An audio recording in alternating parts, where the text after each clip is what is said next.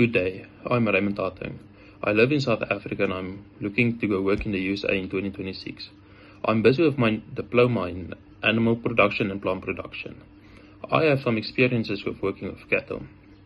I branded some cattle, I dosed cattle, I gave them vaccines, I put ear tags in. So I have lots of experience with cattle, but my experience with cropping is not so much. I'm looking to go into cropping.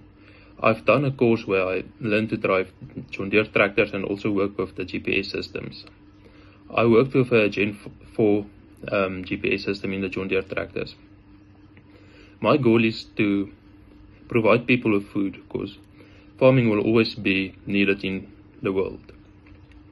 I've worked on pivot points before and also on a citrus farm. I worked in a pack house as well. But cropping is my goal. I want to be in a crop farm one day.